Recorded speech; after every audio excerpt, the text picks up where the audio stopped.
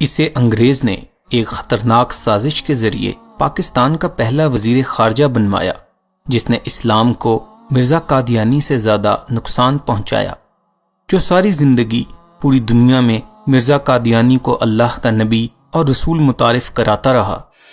اس نے وزیر خارجہ ہونے کی حیثیت سے ناجائز فائدہ اٹھاتے ہوئے بیرونی ممالک میں پاکستان کے سفارت خانوں کو قادیانیت کے تبلیغی اڈوں میں تبدیل کر دیا۔ اس نے پاکستان کے کلیدی عہدوں پر قادیانیوں کو تعینات کروایا، جس سے سرکاری اداروں میں قادیانیوں کو زبردست اثر و رسوخ حاصل ہو گیا۔ انگریزوں نے اسے اپنا جاسوس بنا کر مسلمانوں کی صفوں میں داخل کیا تھا۔ اس کی اسلام دشمن فطرت دیکھتے ہوئے اسے فضل حسین جیسے غدار کے بعد وائسرائے کی ایگزیکٹو کونسل کا ممبر بنایا۔ یہ ڈسکا ضلع سیالکوٹ کا ایک ناکام وکیل، بیکار مقرر، ناشائستہ گفتگو کرنے والا لیکن بلا کا چاپلوس اور عیار تھا۔ اس نے قائد اعظم کی نماز جنازہ بھی نہ پڑھی، کیونکہ قائد اعظم مرزا قادیانی کو نبی نہیں مانتے تھے۔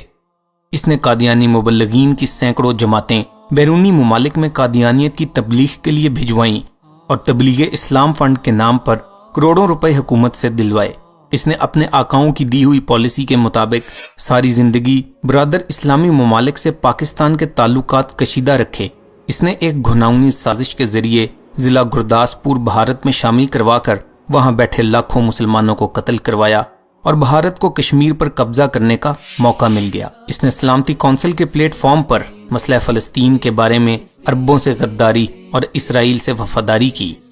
یہ حکومت پاکستان کا وزیر خارجہ ہونے کے باوجود قادیانی جلسوں میں جا کر کفریہ تبلیغی تقریریں کرتا اور اپنے ہاتھوں سے ارتدادی لٹریچر بانٹتا۔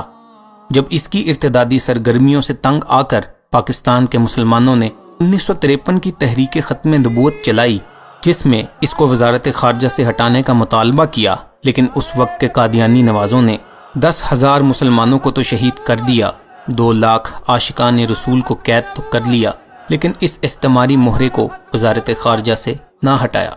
جب وزیر اعظم لیاقت علی خان کو اس کی غداریوں، خباستوں اور پاکستان پر قادیانی قبضہ کرنے کی سازشوں کا علم ہوا تو انہوں نے اسے کابینہ سے نکالنے کا فیصلہ کر لیا۔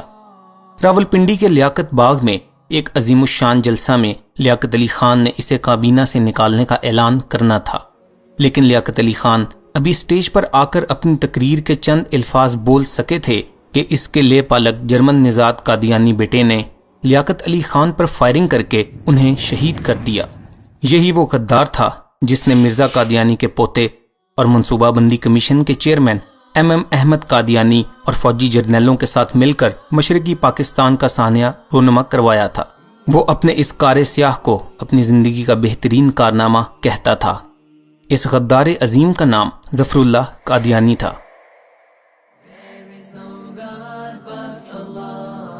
Muhammad is his messenger.